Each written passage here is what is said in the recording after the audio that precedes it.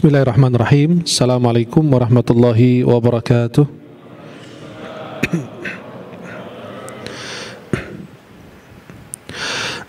Alhamdulillahirabbil alamin, wassalatu wassalamu ala asyrafil mursalin sayyidina wa maulana Muhammadin wa ala alihi wa sahbihi ajma'in. Asyhadu an la ilaha illallah wahdahu la syarika lah, lahul mulku wa lahul hamd, yuhyi wa yumitu wa huwa ala kulli syai'in qadir. Asyhadu anna sayyidina Muhammadan abduhu wa rasuluh. Allahumma salli wa sallim wa barik alaihi wa alihi wa ashabihi wa man tabi'ahum bi ihsanin ila yaumiddin wa alaina ma'ahum bi rahmatika ya arhamar rahimin. Para jemaah yang dimuliakan Allah, uhibbukum jami'an fillah. Saya mencintai kalian semua karena Allah. Semoga Allah senantiasa bertemukan kita di dunia dalam taat dan di akhirat di surganya Allah Subhanahu wa taala.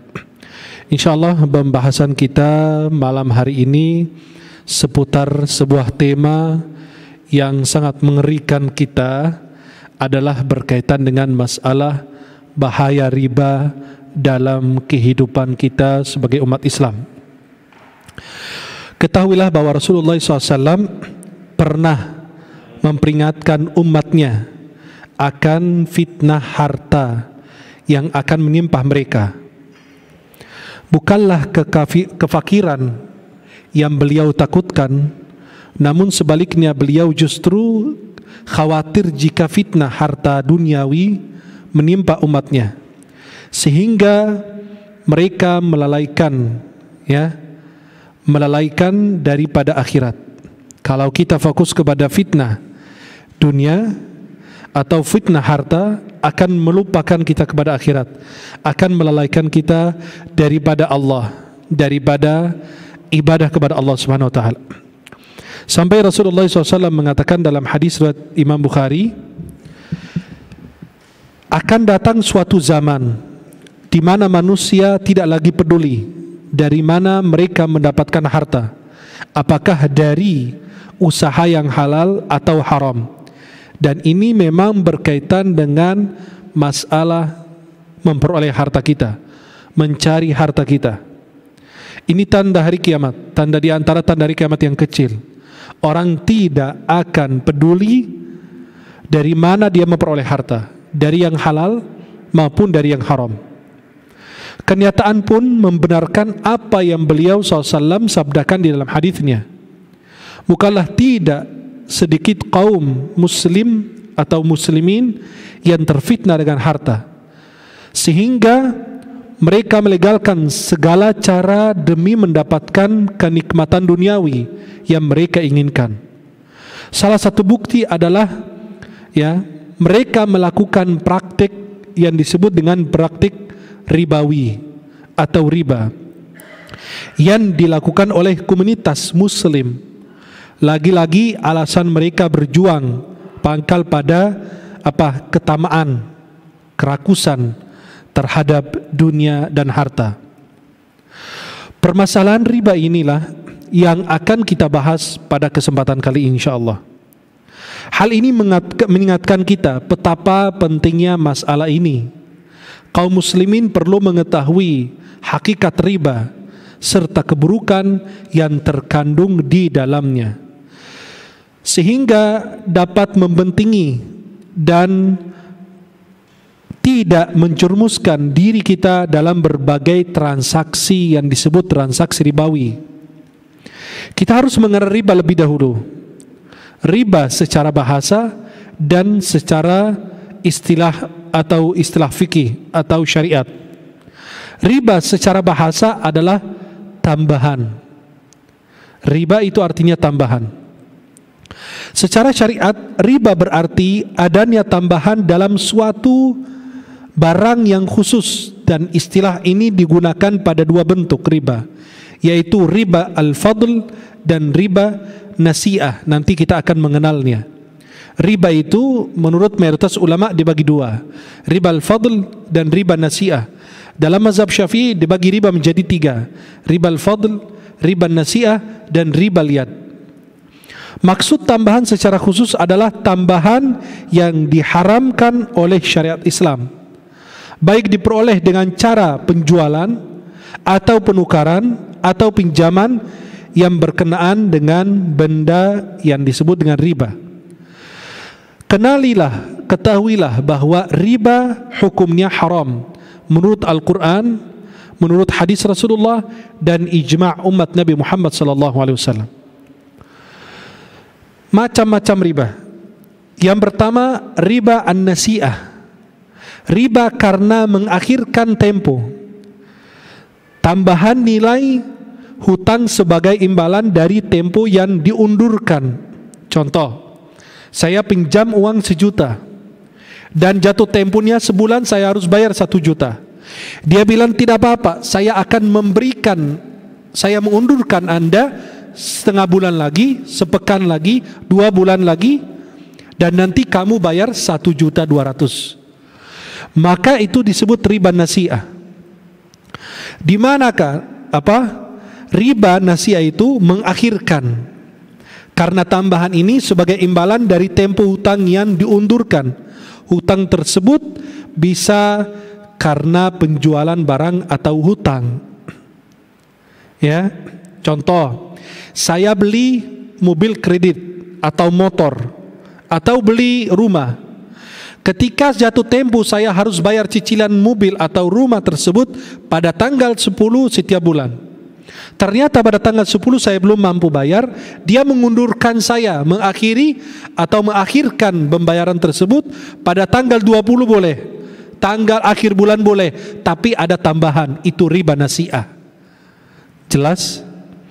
Maka kalau saya pinjam uang dari orang, jatuh temponya tanggal 10, tanggal 1, lalu saya belum mampu bayar, dia bilang enggak apa-apa, saya mengakhirkanmu, saya memberikan waktu lagi, tetapi nanti kamu akan bayar tambahan lagi. Itu disebut riba nasi'ah. Yang kedua, riba al-fadl. Riba karena kelebihan, yaitu riba dengan sebab adanya kelebihan pada barang-barang yang sejenis saat ditukarkan. Riba ini juga disebut riba an-naqd, ya, kontan. Sebagai kelebihan dari riba nasi'ah, juga dinamakan riba khafi, yang samar, sebagai kelebihan riba, ya, yang jali, yang nyata. Para jamaah yang dimuliakan Allah, inilah ancaman di dalam Al-Quran maupun hadis Rasulullah kepada mereka pelaku riba. Dalam surat Al-Baqarah, dan ini ancaman paling berat dalam Al-Quran, tidak ada ancaman melebihi daripada ancaman yang kita akan sebutkan ini. Allah berfirman, Ya ayyuhalladzina amanu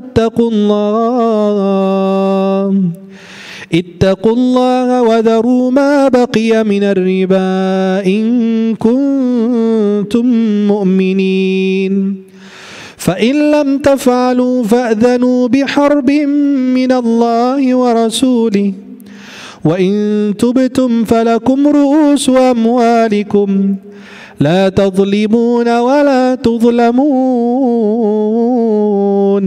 Allah mengatakan, hai orang-orang beriman, bertakwalah kepada Allah dan tinggalkanlah sisa riba, ya, yang belum diambil, yang belum dipungut oleh kita. Tinggalkan, biarkan saja. Jika kamu orang-orang yang beriman, berarti di sini syaratnya orang beriman tidak mendekati riba. Kalau dia ada transaksi riba, dia lepas. Untuk apa? Menjaga keimanannya.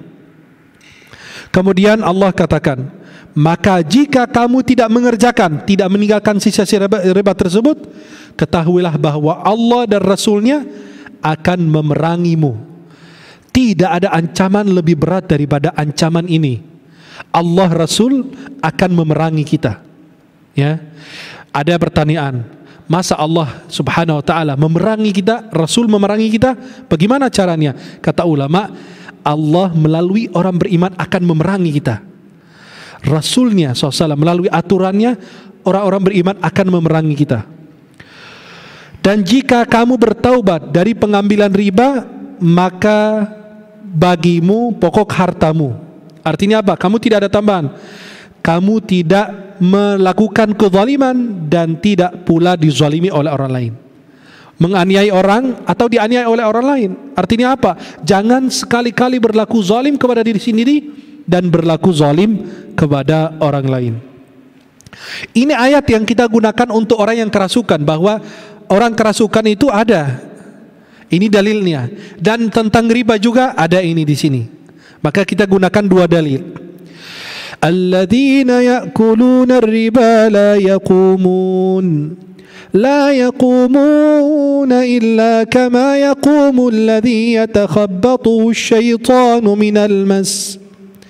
Ini ayat tentang bukti yang dalil ulama bahwa manusia itu bisa kerasukan, kemasukan jin bisa. Ini dalilnya.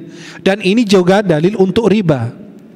Hai orang beriman, orang-orang yang makan, ya, mengambil riba tidak dapat berdiri melainkan seperti berdirinya orang-orang yang kemasukan syaitan lantaran tekanan penyakit gila. Itu orang bangkit dari kubur, orang yang makan riba itu bangkit dari kubur seperti orang yang kerasukan syaitan. Berarti kerasukan syaitan itu di dalam tubuh manusia itu bisa adanya. Dan harta kita akan hilang berkahnya. Kalau Anda melakukan transaksi riba, hartamu akan kehilangan keberkahannya. Allah katakan dalam ayat ini, yamhaqullahu riba wa yurbis sadaqat wallahu la yuhibbu kulla kaffarin athim. Yamhaqullahu riba, Allah musnahkan riba, wa yurbis sadaqat, Allah menyuburkan sedekah. Maka sedekah yang Anda bayar ini 1.000, 2.000, 5.000 itu akan diperbesar oleh Allah, kata Nabi, sehingga mencapai sebesar gunung. Maka jangan meremehkan kebaikan sekecil apapun. Kebaikan apa yang Anda lakukan, jangan diremehkan. Mau itu 10.000, mau 5.000, mau 20.000, jangan diremehkan. Bisa jadi itu berkahnya lebih besar dibanding yang uang besar atau jumlah yang lebih besar. Maka Allah Subhanahu wa taala musnahkan riba, berarti harta yang di situ terdapat ada uang riba, transaksi riba, hilang berkahnya. Wa yurbis sadaqat, Allah menganjurkan kita menjauhi riba karena harta kita akan hilang berkahnya, dan sering mengeluarkan sedekah, bantu banyak orang. Kenapa? Allah akan menyuburkan, membesarkan, ya, memberkahi harta yang ada sedekahnya. Ini hadis Rasulullah SAW. Nabi dalam hadis Bukhari Muslim dari Abu Hurairah radhiyallahu anhu, ijtanibu as-sab'il mubiqat. Dari Abu Hurairah radhiyallahu anhu, Nabi SAW bersabda, jauhilah oleh kalian 7 perkara yang membinasakan. Yang pertama, Rasulullah mengatakan al-isyraku billah. Sahabat bertanya, apa itu ya Rasulullah?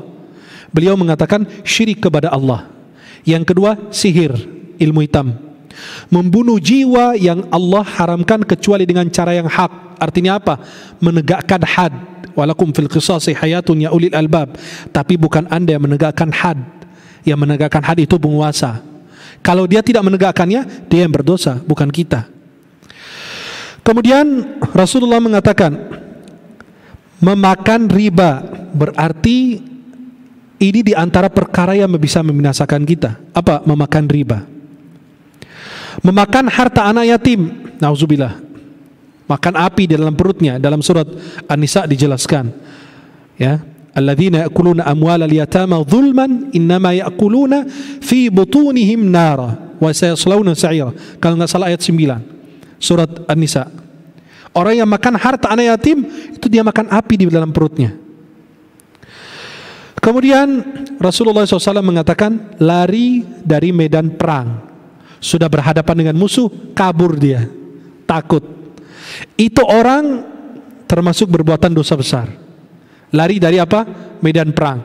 Tapi kalau musuh masih berjauh dengan kita, maka itu berbaling mungkin tidak masalah. Tapi kalau sudah berhadapan dengan musuh, orang muslim, pasukan Islam dan orang kafir, maka tidak boleh lari. Namanya at-tawalli yaumaz zahf. Kemudian Nabi mengatakan qadhfil muhsanatil ghafilatil mu'minat, menuduh wanita yang suci bersih lagi beriman dengan berzinahan. Itu dijelaskan lebih detail di awal surat An-Nur. Surat An-Nur itu banyak aturan-aturannya, adab-adabnya. Surat Al-Hujurat, surat An-Nur itu banyak sekali adab-adab dan aturan yang dijelaskan oleh Allah. Maka ketika Anda menuduh wanita berzina sedangkan dia wanita yang suci, yang beriman, maka itu termasuk dosa besar dan dijelaskan di dalam kitab-kitab fikih tentang qadhfil muhsanat atau disebut qadhf. Rasulullah SAW bersabda dalam Sahih Muslim, la'ana Rasulullah SAW akil riba wa mukilahu wa katibahu wa syahidai wa qala hum sawa. Bayangkan, dari Jabir radhiyallahu anhu, dia berkata Rasulullah SAW melaknat orang, coba hitung, yang memakan riba, orang yang mewakilinya. Tuh perhatikan, Anda mewakili orang untuk transaksi riba aja Anda dapat laknat. Orang yang makan riba, orang yang mewakilinya, dan orang yang mencatatnya.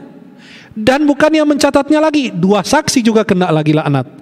Beliau bersabda, mereka semua sama. Seperti ada orang mencuri barang, mencuri handphone.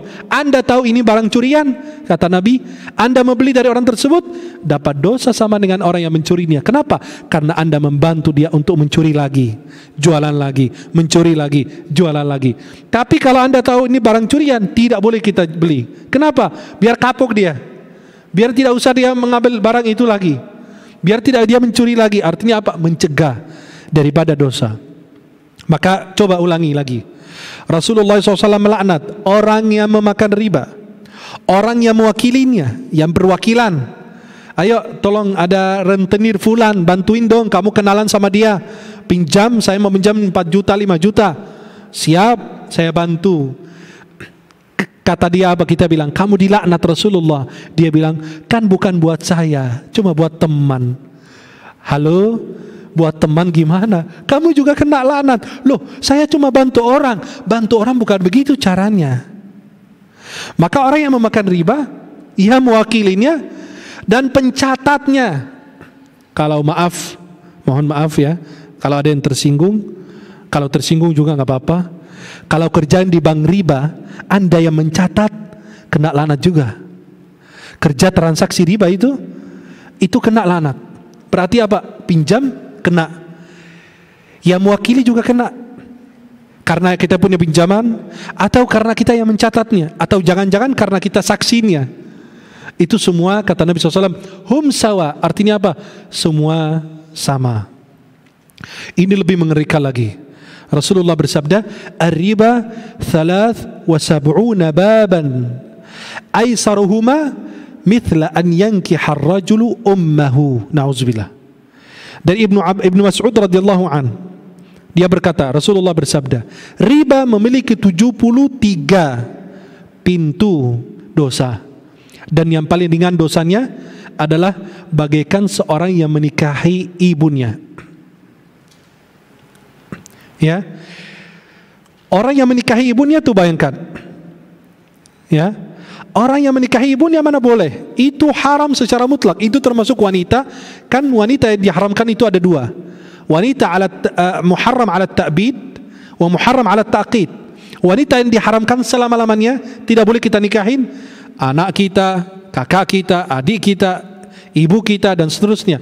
Itu mereka yang diharamkan. Bibi kita dan lain, itu diharamkan ala ta'bid. Itu selama-lamanya. Itu dibahas dalam kitab fikih.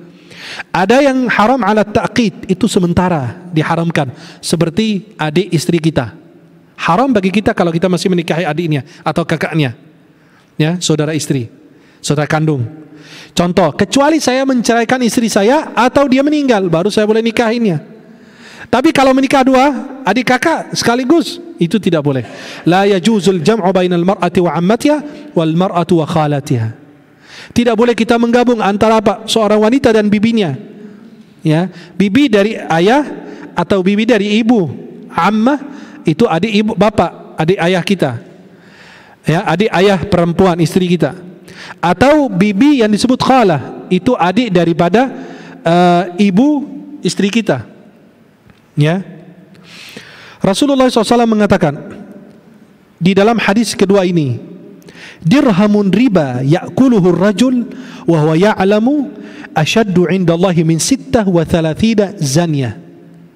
Dari Abdullah bin Hanzalah, beliau Nabi SAW bersabda, 1 dirham harta riba yang dimakan seorang yang dia mengetahui bahwa itu riba adalah lebih dahsyat daripada 36 zina. 36 kali antum berzina, 1 dirham saja, bayangkan lebih ringan ya, berzina 36 kali dibanding dosa 1 dirham riba. Rasulullah bersabda dalam hadis riwayat Imam Ahmad dan Ibnu Majah dari Ibnu Mas'ud, "Ma ahadun aktsara minar riba illa kana 'aqibatu amrihi ila qillah." Nabi bersabda, tidaklah seorang memperbanyak memakan riba kecuali akibat dari perbuatannya adalah hartanya akan menjadi berkurang sedikit. Artinya apa? Hilang keberkahannya. Maka orang yang rentenir itu lama-lama keberkahannya hilang, hartanya juga musnah. Kenapa? Memanfaatkan kesulitan orang lain. Perhatikan, inilah balasan orang yang memakan riba di hari kiamat. Nauzubillah. Keadaan pemakan riba di neraka. Nabi menjelaskan di sini dalam hadisnya, kita baca artinya langsung. Kami mendatangi sungai yang airnya merah seperti darah. Tiba-tiba ada seorang laki-laki yang berenang di dalamnya, berenang di dalam sungai darah. Dan di tepi sungai ada orang yang mengumpulkan batu banyak sekali. Lalu orang yang berenang itu mendatangi orang yang telah mengumpulkan batu sembari membuka mulutnya. Dan orang yang mengumpulkan batu tadi akhirnya apa? Menyuapi batu ke dalam mulutnya. Orang yang berenang tersebut akhirnya pergi menjauh sambil berenang. Kemudian dia kembali lagi pada orang yang mengumpulkan batu. Setiap dia kembali, dia membuka mulutnya, lantas disuapi batu ke dalam mulutnya. Aku berkata kepada keduanya, apa yang sedang mereka lakukan berdua? Mereka berdua berkata kepadaku, ya, coba perhatikan, ini intaliq, ya, berangkatlah. Maka kami pun berangkat. Dalam lanjutan hadisnya, wa amma ar-rajulu alladhi ataita alaihi yasbahu fin nahri wa yulqamul hajar fa innahu akilur riba. Adapun orang yang datang dan berenang di sungai lalu disuapi batu, itulah pemakan riba. Hadis riwayat Imam Bukhari. Artinya apa? Dia berenang di laut darah. Yang kedua, disuapi dengan batu masuk ke dalam perutnya. Itu apa? Memakan riba. Maka itu ancamannya adalah dia di dalam neraka itu. Kemudian berikutnya, di hari kiamat diancam dengan perut yang besar seperti rumah dan dipenuhi dengan ular-ular. Nabi SAW dalam hadis riwayat Ibnu Majah dan riwayat Imam Ahmad dalam musnad beliau, dan sanad hadis ini didhaifkan oleh sebagian ulama, ya, sebagaimana dikatakan Hafidz Ibnu Abu Tahir. Nabi mengatakan, "Ataitu lailata usriya bi ala qaumin butunuhum kalbuyut fiha alhayyatu tura min kharij butunihim faqultu man haula'i ya Jibril qala haula'i akalatur riba." Pada malam Isra, aku mendatangi suatu kaum yang perutnya sebesar rumah dan dipenuhi dengan ular-ular. Ular tersebut terlihat dari luar, artinya nampak, itu transparan, kelihatan perutnya. Isi perutnya itu diisi dengan ular. Aku pun bertanya, kata Nabi, siapakah mereka wahai Jibril? Wahai Jibril, mereka adalah para pemakan riba. Bayangkan, Jibril mengatakan itulah mereka yang diisi perutnya dengan berenang di laut darah, di api, di neraka jahanam, dan diisi perutnya dengan batu, dan juga isinya ada ular-ular, sebagaimana dijelaskan Rasulullah. Dosa riba yang paling ringan seperti menzinai ibu kandung sendiri. Dari Abdullah, Rasulullah SAW bersabda, "Ar-riba 73 baba." Ya, riba itu ada apa? Riba itu ada 73 pintu. Hadis riwayat Ibnu Majah. Dalam lanjutan hadisnya, makan riba lebih parah dari 33 kali zina. Ya. Jeleknya riba disebutkan oleh seorang tabi'in. Tabi'in itu yang pernah jumpa dengan sahabat tapi enggak ketemu Nabi. bernama Ka'bul Ahbar, seorang mantan pendeta Yahudi yang faham akan kitab-kitab Yahudi, bahkan bisa mengetahui secara umum manakah yang sahih dan batil dari kitab tersebut. Ya, Ka'bul Ahbar mengatakan apa? Beliau kan bukan hanya mengetahui kitab-kitab Al-Quran, bahkan mengetahui kitab-kitab Yahudi juga. Artinya apa? Beliau pernah baca kitab-kitab terdahulu, umat terdahulu, dan beliau sudah membaca dan sudah mengetahui akibat daripada memakan riba. Beliau mengatakan apa? Li'an azniya bi 33 zanyah ahabbu ilayya min an akula dirham riba ya'lamullahu anni akaltuhu hina akaltuhu riba. Aku berzina sebanyak 33 kali, lebih aku suka daripada memakan 1 dirham riba. Bukan berarti beliau menghalalkan zina, tidak, tetapi beliau membandingkan dosa. Karena kan kita punya dosa itu berbeda-beda, ya, tingkatan dosa itu berbeda-beda. Ada dosa kecil, ada dosa besar. Dosa di tanah air beda dengan dosa di tanah suci. Antum di Makkah dosa, nggak ada dosa kecil, semua dosa besar. Antum di tanah haram itu dosa besar semua, tidak ada dosa kecil. Beliau mengatakan, aku berzina sebanyak 33 kali, lebih aku suka daripada memakan 1 dirham riba, yang Allah tahu aku memakannya ketika aku memakan riba. Allah tidak akan menerima sedekah, infak dan zakat yang dikeluarkan dari harta riba. Hadis yang kita kenal riwayat Imam Muslim dalam sahih beliau dari Abu Hurairah. Rasulullah bersabda, "Ayyuhan nas, innallaha thayyibun la yaqbalu illa thayyiba." Wahai sekalian manusia, sesungguhnya Allah itu thayyib, maha baik, dan Allah tidak akan menerima sesuatu melainkan yang baik, yang thayyib juga. Maka di zaman ada orang kemarin bertanya, dia bertanya apa? Kalau saya mencuri, niat saya untuk bantu orang miskin, boleh enggak? Ya bu, enggak boleh lah, haram. Bantu orang boleh, tapi mencurinya itu yang enggak boleh.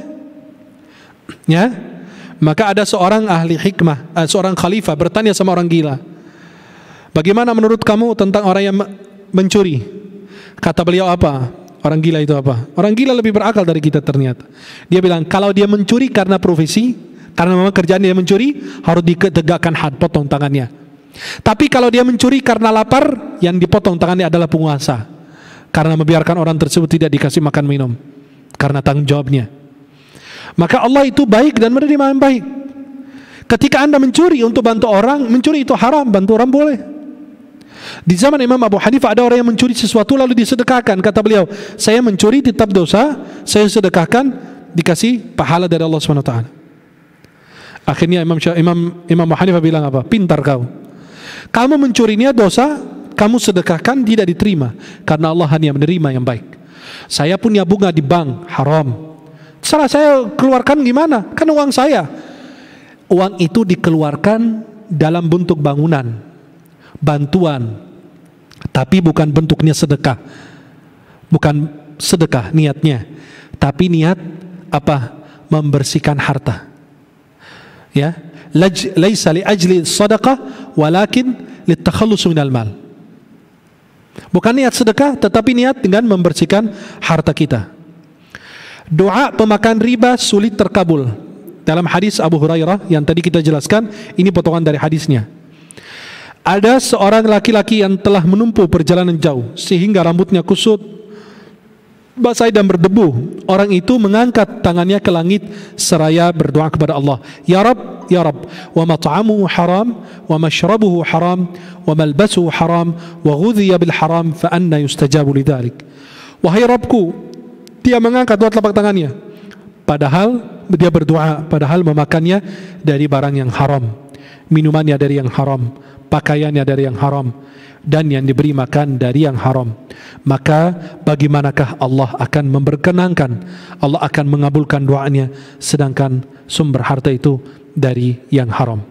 Memakan riba membuat hati keras. Allah berfirman, Kalla bal rana ala qulubihim ma kanu yaksibun.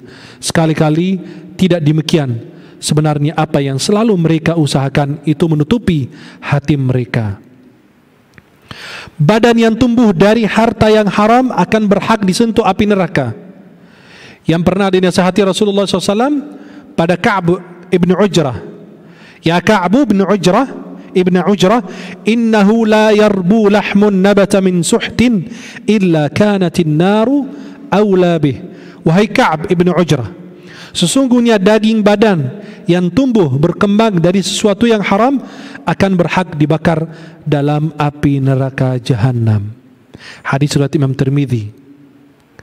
Pesan terakhir untuk mereka yang transaksi riba atau mewakilinya, ini pesan kita terakhir, pesan cinta, kasih sayang untuk mereka yang melakukan transaksi riba, yang memakan riba, atau yang mewakilinya, atau perantaranya, atau saksinya, atau pencatatnya.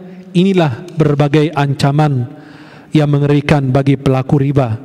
Alangkah baiknya mereka bertaubat sebelum terlambat. Sesungguhnya nikmat maksiat hanya sesaat, namun akan membawa celaka di dunia dan di akhirat nanti. Hanya Allah Azza wa Jal tempat memohon pertolongan. Semoga Allah kasih hidayah kepada kita dan mereka semuanya. Wallahu ta'ala a'la wa a'lam bissawab. Mudah-mudahan yang saya sampaikan bermanfaat. Aqulu qawli hadza wa astaghfirullah li wa lakum.